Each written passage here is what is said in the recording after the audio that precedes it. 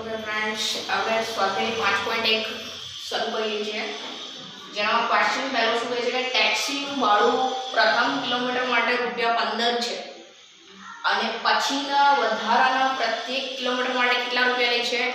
8. તો તમારે અહીંયા જણાવવાનું છે સમાંતર શ્રેણી રચો, બરાબર? તો અહીંયા આપણે ધારો કે આપણે કહે ટેક્સીનું પ્રથમ કિલોમીટર માટે ભાડું તો આપણે લખીશું પ્રથમ કિલોમીટર માટેનું ભાડું ₹15 છે. ઓકે, તો આ 15 છે તો એ શું થઈ જશે? a બરાબર 15. તો આપણને a1 મળી જાય છે 15. હવે આપણે શું કહીએ કે વધારાના પછીના વધારાના પ્રત્યેક કિલોમીટર માટે કેટલા રૂપિયા કે છે? 8 રૂપિયા. તો વધારાના પછીના વધારાના પ્રત્યેક કિલોમીટર નું ભાડું બરાબર ₹8. તો આ વધારાના કિલોમીટર એમ કે છે એટલે અહીંયા શું થઈ ગયું? તફાવત ડિફરન્સ ડી થઈ ગયું. તો અહીં લખી દેવાનું તફાવત ડી બરાબર કેટલા થઈ છે? 8. બરોબર? તો આપણને હવે સમાંતર શ્રેણીની રચના કરવાની છે. આપણે ક્વેશ્ચનમાં લીધું પ્રથમ કિલોમીટર એક ટેક્સી છે, બરોબર? એક ટેક્સી ચાલે છે, કેટલા આપણે જોઈએ છે કે ચાલશે તો કેટલા, જો પ્રથમ 1 કિલોમીટરનું અંતર કાપશે તો 1 કિલોમીટર માટે કેટલા રૂપિયા લે છે? 15. એની પાસે જેટલા પણ સપોઝ કે એની પાસે 1 કિલોમીટર ચાલી છે તો 1 કિલોમીટરનું વધારાના અંતર માટે કેટલા લે છે? 8 રૂપિયા. એની બાદ ફરી 1 કિલોમીટર ચાલે છે તો ફરી 8 રૂપિયા દે છે, એટલે એમ વધારો થતો જશે. તો આજે 15 સ્ટાર્ટિંગ હતા, એની બાદ ફરી એને 8 કિલોમીટર ચાલ્યું છે તો કેટલો સરવાળો થઈ જશે? 15 અને 8 કેટલા થઈ ગયા? અહીંયા 23 કિલોમીટર થઈ ગયા. તો અહીંયા જે 2 કિલોમીટર ચાલ્યું એટલે 23 થઈ ગયા. ફરી 1 કિલોમીટર ચાલે છે તો અંતર કેટલું? અહીં 8 રૂપિયા થઈ જશે. પછી તો 8 રૂપિયા એટલે ફરી 3 રૂપિયા વધારીને 8 રૂપિયા વધારી નાખો એટલે કેટલા થઈ જશે? અહીંયા 31. તો એમ જેટલા વધારાના જેટલા કિલોમીટર કાપશે તેટલા 8 રૂપિયા એડ થતા જશે. અહીંયા તફાવત આપણને કેટલો મળી ગયો છે? 8. તો આપણને સમાંતર શ્રેણીની રચના કરવાની છે, બરોબર? તો આપણે અહીં જોયું તફાવત ડી આપણને મળી ગયો છે 8, એટલે 1 કિલોમીટર અંતર કાપવા માટે ₹15. 2 કિલોમીટર અંતર કાપવા માટે ₹15 અને વત્તા 8 એટલે કેટલા થઈ જશે? અહીંયા આપણા 23. 3 કિલોમીટર અંતર કાપવા માટે ₹15. આપણે અહીંયા 23 લખવા પડશે. 23 વત્તા 8 કેટલા થઈ જશે? અહીંયા 31. એટલે આપણને સમાંતર શ્રેણી મળતી જશે. પછી આગળ 4 કિલોમીટર અંતર કાપવા માટે ₹31 વત્તા 8 કેટલા થઈ જશે? 39. એટલે સમાંતર શ્રેણી બરાબર 15, 23, 81 અને 39. તો આ પ્રમાણે આપણને સમાંતર શ્રેણી મળશે. ઓકે, હવે આપણે બીજા દાખલામાં શું જોવાનું છે કે નળાકારમાં રહેલ હવાનું પ્રમાણ ને હવા કાઢવાના પંપ દ્વારા દર વખતે નળાકારની બાકી રહેલ હવાનો 1/4 ભાગ બહાર નીકળે છે, બરાબર? એટલે ધારો કે અહીં આપણે લઈ લઈએ કે નળાકારમાં જે રહેલું હવાનું પ્રમાણ છે તે શું છે? V. ધારો કે નળાકારમાં રહેલ હવાનું પ્રમાણ શું છે? V, બરાબર? અને પંપ દ્વારા જે દર વખતે નળાકારની બાકી રહેલ હવાનો 1/4 ભાગ બહાર કાઢે છે. એટલે કે હવા કાઢવાના પંપ દ્વારા દર વખતે નળાકારની બાકી રહેલ હવાનો કેટલો હિસ્સો છે? 1/4 ભાગ. હવા કાઢવાના પંપ દ્વારા દર વખતે નળાકારની બાકી રહેલ હવાનો 1/4 1/4 ભાગ બહાર કાઢે છે, બરોબર। એટલે નળાકારમાં જે રહેલ હવાનું પ્રમાણ છે તે કેટલું છે v, અને હવા કાઢવાના પંપ દ્વારા જે દર વખતે નળાકારની બહાર હવા નીકળે એને આપણે 1/4 ભાગ કીધું। તો પ્રથમ વખતે બાકી રહેલ હવાનું પ્રમાણ, તો પ્રથમ વખતે બાકી રહેલ હવાનું પ્રમાણ, બરાબર। તો એમાં પહેલા આપણે રહેલ હવાનું એટલે નળાકારની અંદર કેટલી હવા છે v, અને બાકી રહેલ એટલે હવા કાઢવાના પંપ દ્વારા જે આપણે બહાર કાઢીએ તો હવા બહાર નીકળે છે કેટલું છે 1/4 v। હવે આપણે આને સોલ્વ કરવું પડશે, તો અહીંયા અપોન એમ સમજી લો કે 1 છે, બરાબર। તો અહીંયા કેટલા થઈ જશે 4 v થઈ જશે, આપણે લસા લેવો પડશે તો આ 4 છે, ઉપર ગુણવું પડશે એટલે 4 v થઈ જશે, અહીંયા 1 સાથે જ એટલે કે અહીંયા કેટલા રહેશે -1v છેદમાં 4 એટલે કેટલા રહી જશે 3v છેદમાં 4, બરાબર। આપણે આ પહેલું આપણે એટલું ચકાસવાનું છે કે આ સમાંતર શ્રેણી છે કે નહીં, બરાબર। હવે એ જ પ્રમાણે આપણે જોવાનું છે કે બીજી વખત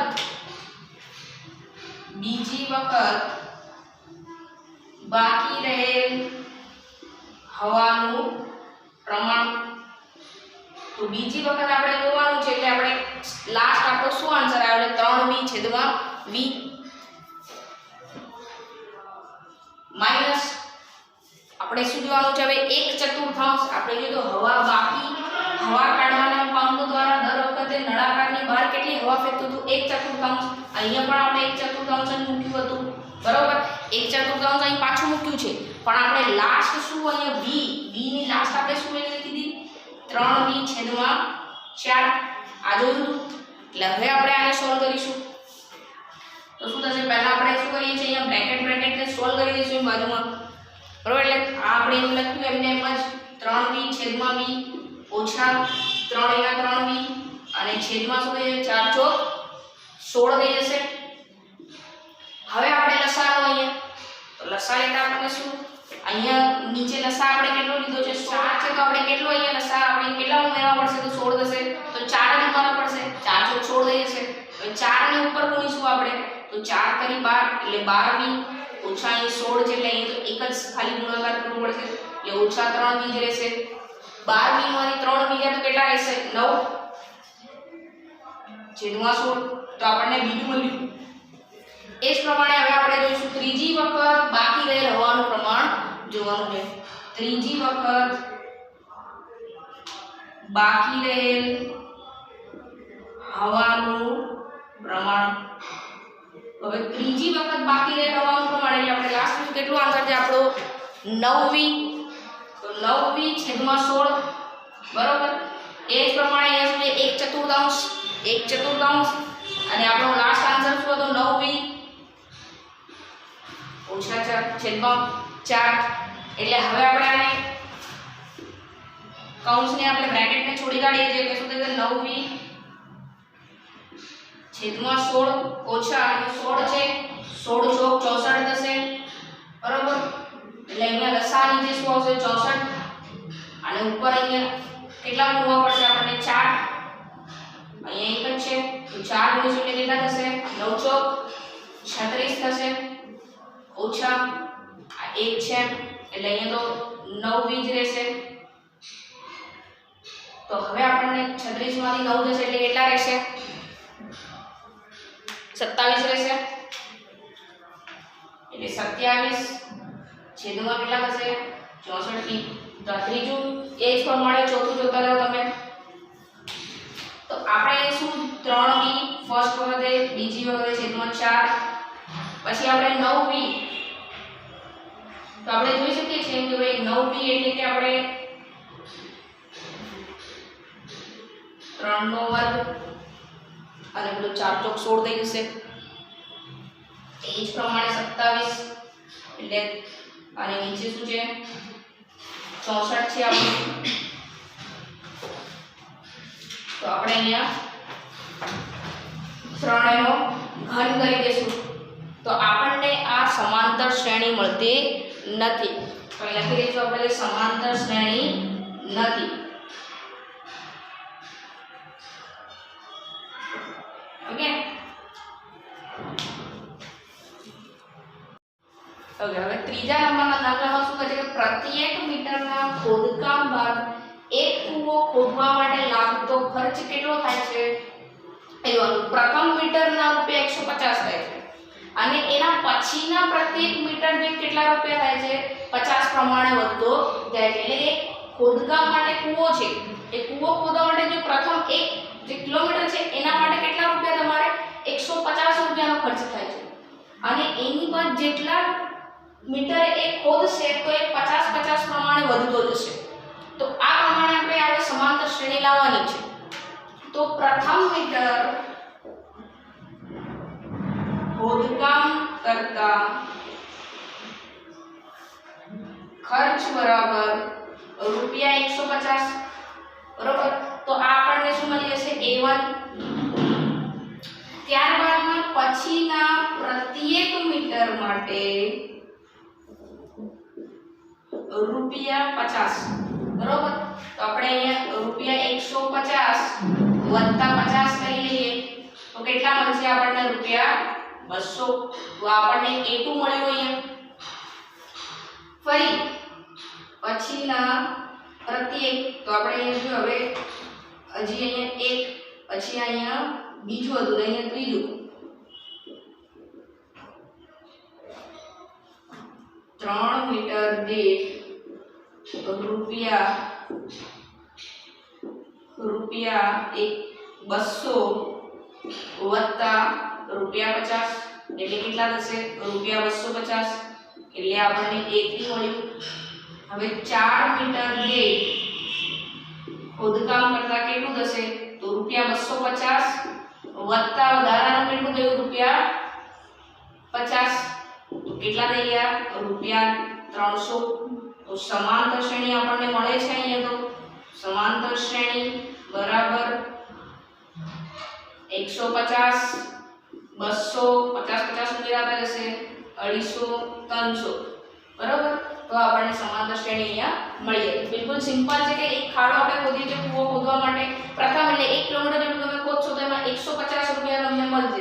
એની બાદ વધારાના જેટલા મીટરે ખોદશે તો 50 પ્રમાણે એના વધતા જશે. એટલે આપણે જો પ્રથમ મીટર માટે કેટલા 150 એટલે આપણે A1 થયું આપણું. આ જે છે આપણું A1, આ આપણું A2, આ આપણું A3 અને આ આપણું A4.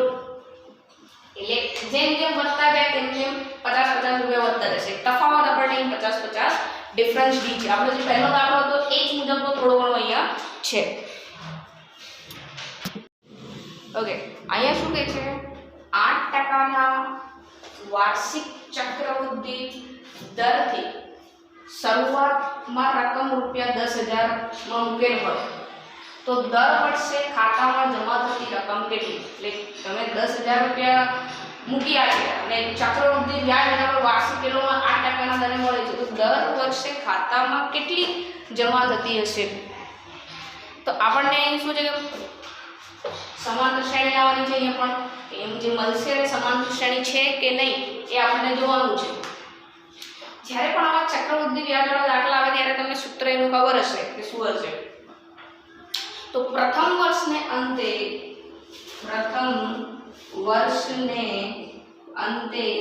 ખાતામાં જમા થતી રકમ કેટલી રકમ જમા થતી હશે બરોબર. તો એના માટે 10,000 જે મૂળ છે આપણો P બરોબર 1 વત્તા આ વાર્ષિક ટકા કેટલા છે? તો 8% છે બરોબર. તો 8 અને ટકા એટલે છેદમાં 100 મૂકી દઈશું બરોબર. અને વર્ષ અહીં કેટલા લીધા છે કે એક જ, કારણ કે પ્રથમ વર્ષના અંતે જમા થતી રકમ બરોબર. અહીં એટલે સૂત્ર તમને યાદ હોય કે P અહીંયા 1 વત્તા અહીંયા કેટલા રેટ કેટલો છે 1 અને અહીંયા તમે સીધા રેટ તમને ખબર છે ટકાવારીમાં જશે એટલે ભાઈ તમે નીચે 100 સાથે કરી દેશો અને અહીંયા m હોય કે કેટલો સમય m.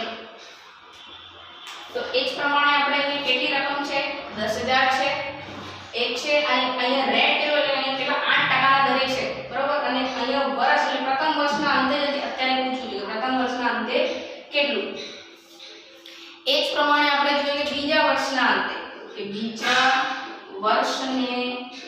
અંતે ખાતામાં જમા થતી રકમ. તો બીજા વર્ષે આપણે જોઈએ 10,000 એક છે 8% છે અને બીજા વર્ષે લઈને n બરાબર કેટલા રહેશે 2 રહેશે. પછી સેમ ત્રીજા વર્ષને અંતે ખાતામાં જમા થતી રકમ એટલે 10,000 1 + 8/100 અને 3 બરાબર. એ જ પ્રમાણે 4 સુધી જવાનું આપણે. ચોથા વર્ષને અંતે ખાતામાં જમા થતી રકમ એટલે ચોથા વર્ષે કેટલી 10,000 1 8/100 અને 4 બરાબર. આટલું ગયું. હવે તમારે શું જોવાનું છે? સરખાવી જોવાનું કે આપણને સમાંતર શ્રેણી મળે છે કે નથી મળતી. તો પહેલા વર્ષે આપણે જોયું કે તો a2 - a1 જોઈએ આપણે પહેલે. a2 - a1 તો આપણને a2 શું છે આપણી પાસે 10,000 1 + 8/100 વર્ગ ઓછા આપણે શું કરવાનું છે જે a1 આપણે જોયું હતું બરાબર. તો a1 આપણી પાસે શું હતું? આપણી પાસે a1 એટલે પ્રથમ આપણે જોયું કે જમા કરાવીએ છીએ આપણે ત્યારે કેટલા 10,000 જ હશે આપણી પાસે. તો આપણે અહીંયા 10,000 માંથી માઈનસ કરીએ. સેમ a3 - a2 કરીએ તો a3 આપણી પાસે કેટલું છે 10,000 1 + 8/100 અને અહીંયા વર્ગ આવશે ઓછા આપણને a2 તો આપણે a2 જોયું આ અહીંયા કે 10,000 1 + 8/100 તો a2. સેમ એ જ પ્રમાણે a4 નું આપણે જોઈશું. a4 ઓછા a3 બરાબર 10,000 1 + 8/100 3 ભાગ છે 10,000 1 + 8/100 અને વર્ગ. તો તમને જણાશે કે અહીંયા આપણને કોઈ પણ સમાંતર શ્રેણી મળતી નથી. આપણે સીધું લખી દેવાનું એ સમાંતર શ્રેણી નથી બરાબર. હવે તમે કોઈ પણ જગ્યાએ તમે સ્ટાર્ટિંગમાં મૂકવા જાઓ બરાબર તો 10,000 હશે તમારી પાસે. એની પર તમને 8% દરે ચક્રવૃદ્ધિ વ્યાજ મળશે બીજા વર્ષે બરાબર. સપોઝ કે અહીંયા તમને ચક્રવૃદ્ધિ વ્યાજ અહીંયા સમજો કે 800 મળી બરાબર. એની બાદ ફરી તમને અહીં પ્રથમ વર્ષે આપણે જોયું આપણે જે તે મૂક્યા છે બીજા વર્ષે જોયું ત્રીજા વર્ષે આપણે 800 એમ કંઈ વધતા જશે તો એ જ પ્રમાણે છે નીચેની ગણતરી પણ બરાબર. તો આપણને આ દાખલામાં સમાંતર શ્રેણી મળતી નથી. ફરી એકવાર જોવો તો જોઈ લઈએ કે 8% ચક્ર વાર્ષિક ચક્રવૃદ્ધિના દરથી શરૂઆતમાં આપણે 10,000 ની રકમ મૂકીએ છીએ અને દર વર્ષે ખાતામાં કેટલી જમા રકમ થાય છે એ પૂછે છે. પ્રથમ વર્ષની અંતે આપણે જોયું કે 10,000 p બરાબર 1 + 8 અહીંયા 8 એ આપણી ટકા છે રેટ છે ભાગ્યા આપણે 100 કરવા પડશે ટકા છે એટલે પછી 1 અહીં પ્રથમ વર્ષ એટલે n બરાબર આપણે 1 લીધું છે. સેમ બીજા વર્ષમાં પણ 1 છે 10,000 છે 1 8% ના દરે અને n 2 થઈ જશે. સેમ ત્રીજા વર્ષે ચોથા વર્ષે છે. પછી આપણે આગળ જોયું હતું કે a2 - a1 આપણે જોવાનું છે d બરાબર આપણે કાઢતા હતા ત્યારે ડિફરન્સમાં. સેમ નીચે જઈએ a3 - a2 a4 - a3 કહીશું તો આપણને સમાંતર શ્રેણી ક્યાંય મળતી નથી. હવે આપણને આગળ શું કહે છે કે જ્યારે પ્રથમ પદ a અને સામાન્ય તફાવત d ના મૂલ્યો જો નીચે પ્રમાણે હોય તો તમારે સમાંતર શ્રેણીના પ્રથમ 4 પદો શોધવાના છે. કેટલા પદો શોધવાના છે? 4 પદો. તો એનામાં તમને પહેલું આપ્યું છે a બરાબર અહીં કેટલું આપ્યું છે આપણને a બરાબર 10 આપ્યું છે અને d તફાવત d બરાબર 10 આપ્યું છે. એટલે તમારે શું શોધવાના છે? પ્રથમ 4 પદો શોધવાના છે સમાંતર શ્રેણી. એટલે તમારે અહીં ખબર છે કે a બરાબર 10 એટલે તમારી માટે a1 કેટલા થઈ જશે? 10 થઈ જશે. a2 તમને ખબર છે કે આનો તફાવત કેટલો છે? 10 છે. એટલે તમને અહીંયા a2 માટે શું 10 + 10 થઈ જશે એટલે કેટલા મળશે આપણને? 20 20 મળશે. સેમ A3 માટે આપણે શું કરવાનું? લાસ્ટ આપણું શું આવ્યું છે? 20 તફાવત કેટલું છે? 10 બરાબર આપણને A3 કેટલું મળ્યું? 30. સેમ A4 આપણને લાસ્ટ શું છે? અહીંયા A3 30 છે એ મૂક્યું વત્તા તફાવત D કેટલો છે? 10 એટલે આપણને કેટલું મળશે? 40. તો સમાંતર શ્રેણીના પ્રથમ 4 પદો 10 20 30 40 ડેશ ડેશ ડેશ બરોબર. તો એમાં આપણે ફરી એકવાર જોઈએ અહીંયા A અહીંયા 10 છે આપણી પાસે અને એને તફાવત D આપ્યું તો આપણને D ખબર છે ડિફરન્સ D નું સૂત્ર પણ કે A2 A1 એટલે કે 20 ઓછા 10 કરીશું તો આપણને તફાવત D મળશે બરાબર. પણ આપણને નિયમ આપણે સમાંતર શ્રેણીના પ્રથમ 4 પદો શોધવા કીધા છે. ઓકે, હવે આગળ એ જ પ્રમાણે A બરાબર -2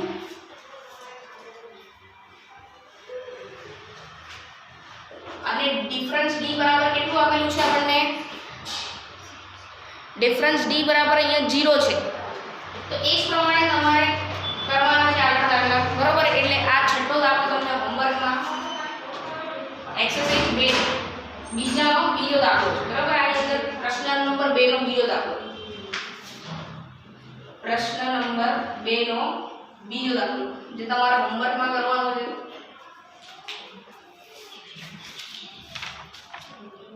એની વાત તમારે પ્રશ્ન નંબર બીજાનો ત્રીજો છે. એનામાં A કેટલું આપ્યું છે? 4 અને ડિફરન્સ D બરાબર -3 છે. તો આ પણ તમને આવડી જશે. સેમ આ જ પ્રમાણે છે ને તમારે ખાલી માત્ર પ્રથમ 4 પદો શોધવાના છે. એની આગળ એ જ પ્રમાણે ચોથો દાખલો છે. એના પણ 4 પદો શોધવાના છે એટલે અહીં -1 તમને A આપ્યું છે અને ડિફરન્સ D બરાબર કેટલું આપ્યું છે? તમને 1/3 આપ્યું છે. તો એ જ પ્રમાણે અહીંયા પણ 4 પદો શોધવાના છે. અહીંયા લસાઅની વાત આવી જશે. જોઈએ આપણે એક જ વાર ખાલી ઉપરથી. A બરાબર -1 છે, D બરાબર 1/3 છે. તો તમારે શું શોધવાનું છે? A1. તો A1 આપણી પાસે -1 છે. A2 આપણે શોધવાનું છે. તો એ ડિફરન્સ D કેટલો આપેલો છે? આપણને 1/3 આપેલો છે. તો શું કરીશું આપણે? -1 વત્તા 1/3 કરીશું. તો આપણને અહીંયા શું મળશે? અહીંયા 1 જ છે તો અહીંયા લસા આપણે 2 જોઈ લઈએ. તો ઉપર આપણને 2 ઉમેરવા પડશે એટલે -2 વત્તા 1 કેટલા થાય છે? પ્લસ માઈનસ કેટલા મળશે? અહીંયા આપણને માઈનસ કરીશું તો 1 જ મળશે આપણને 1/3 પણ કેવા મળશે આપણને? માઈનસના. કેમ? કારણ કે મોટી સંખ્યા આગળ શું ચિહ્ન છે? માઈનસનું. એ જ પ્રમાણે તમે A3 પણ જોજો તો આપણને -1/3 લઈએ વત્તા આપણો જે તફાવત ડિફરન્સ D છે એ પ્રમાણે કરો તો તમને A3 પણ મળશે. એ જ પ્રમાણે આપણને A4 પણ મળશે. તો આપણને આટલા દાખલા હોમવર્કમાં કરવાના છે.